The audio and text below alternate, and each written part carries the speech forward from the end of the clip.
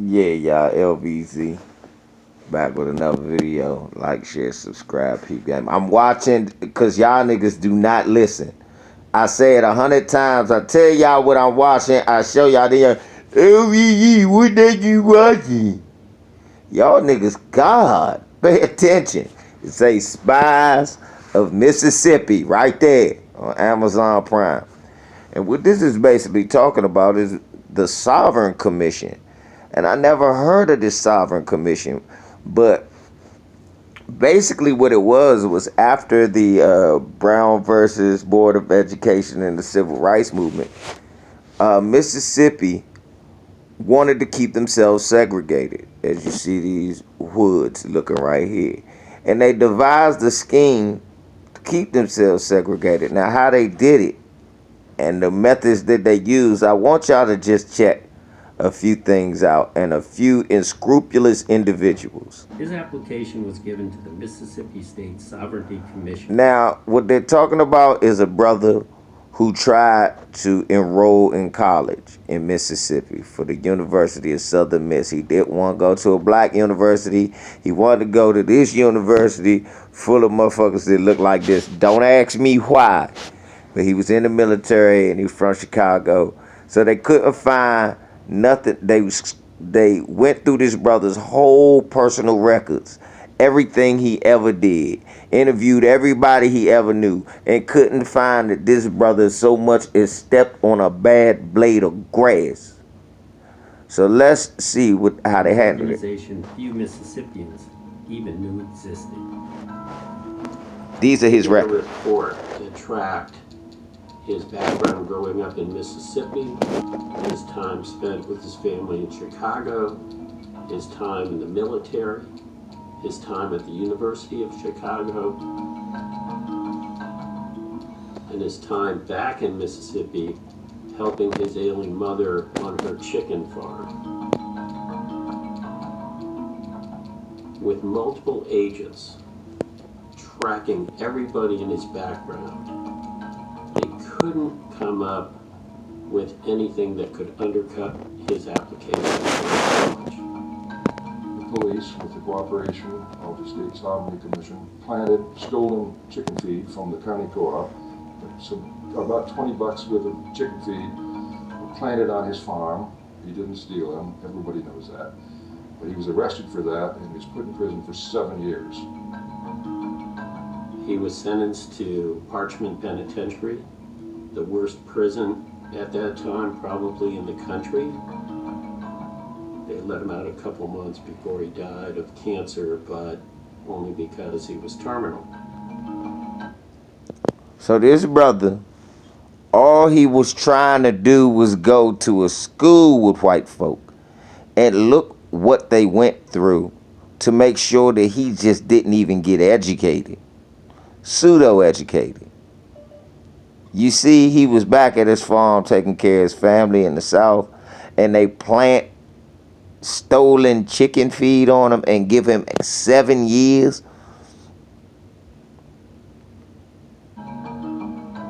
That Sovereignty Commission, he did all they could to hold back progress in our state and basically discourage any kind of efforts to bring black and white people together. Well, look, it was white folk trying just as stridently not to be with you. Parked outside the gate of Tougaloo College was taking down the license plate numbers of everyone, black or white, who went to an interracial meeting. It turns out that is what was happening.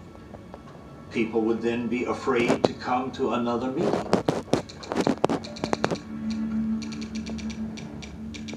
One of the things that they were really known for doing was getting the license plate tags, names, and addresses of people who were attending civil rights meetings and giving them to newspaper editors who would publish the names and addresses of these people, which is an incredibly effective terror tactic because they obviously were subject to night raids by the Klan or by other terrorist groups or by individuals who were just bent on white supremacy.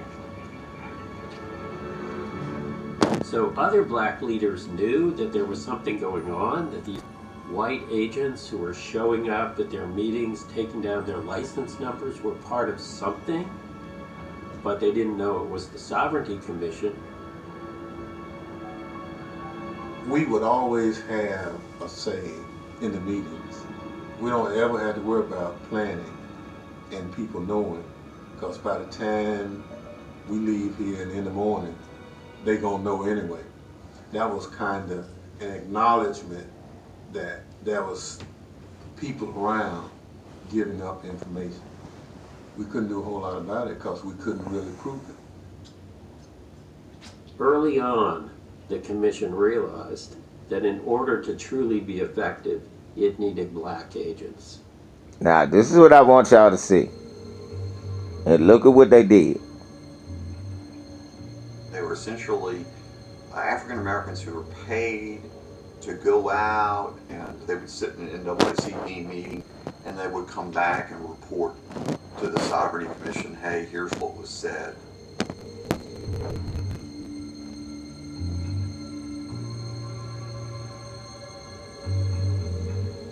It's important to recognize that these were the minority within the black community. So it was not easy to find someone who was willing to do this.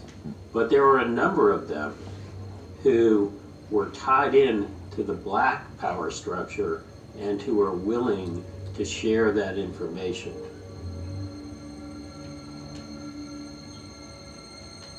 V.L. Bell wrote the governor a letter. I understand you started this Sovereignty Commission. I would like to volunteer my services. And so he does. And so they send him out and he goes to these various meetings. V.L. Bell was my uncle. He married my father's baby sister. My aunt married him, but he never dealt with us that much because we were not, as he called people, the thinking class people. My mom was a maid and my daddy was a cement finisher and a cotton sampler. So we were working class people. He really didn't want to see progress. And he thought that, like many other people, felt that they were above us and they wanted to stay above us. See, this is B.L. Bell. So this man wrote the governor. He heard that they were doing COINTELPRO against black people.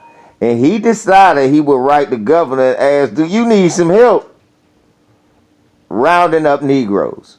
H.H. Humes, when I was a kid growing up in Cleveland, he was the pastor of this church called St. Paul Missionary Baptist Church.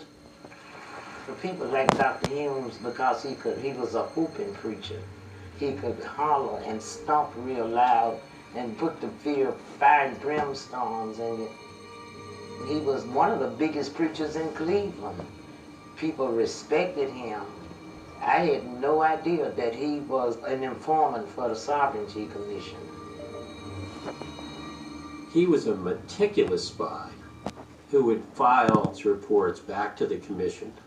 New members of the NAACP, Now look who he snitched new on. tactics that they planned to employ, new events that they were going to orchestrate. Constant reports going from Reverend Humes back to the commission. And that became a model of how the commission could take a conservative black leader who might have his own issues with the NAACP, and through the power of money and through the power of prestige. Look how much they paid this Negro. $85.50, $93.84. And it looked like I see some say automobile, might be some gas or something. As a source of intelligence to be used against the civil rights movement. We were always looking for the white guys in the pickup trucks down the road to take tag numbers down when we were leaving. But we never decided to look around the room. We were not understanding that perhaps people were being paid who looked like us to spy and report back. Well, they were. And this, Percy Green, editor of the Jackson Advocate, the biggest newspaper for the African American community at the time, didn't like the new, younger membership of the NAACP that might be a little more strident than the older generation, and ended up supplying a pretty steady stream of intelligence for information from within the black community. I talked with Percy Green, Operated on the, and Green advised them about Medgar Evers. This was somebody that I might want to emulate when I grow up. He was always dressed, and from all indications appeared to be a very successful individual. They were scared that they would lose their social standing in the community if you had equality. There are all too many Negroes all over this country who have segregated minds. They have been told so long that they don't count, that they are inferior, that they've come to believe that. This is the tragedy of segregation, not merely what it has done to the Negro in terms of physical inconvenience, but what it has done to his soul, what it has done to him psychologically. In the late 50s, the Associated Press got a hold of 2 checks. One filed from the Sovereignty Commission to Percy Green, and one filed from the Sovereignty Commission to Reverend Humes. $179 for travel expense. These snitches don't even come expensive. This is bullshit. I want y'all to check it out. Spies of Mississippi, Amazon Prime, LVZ. I'm out.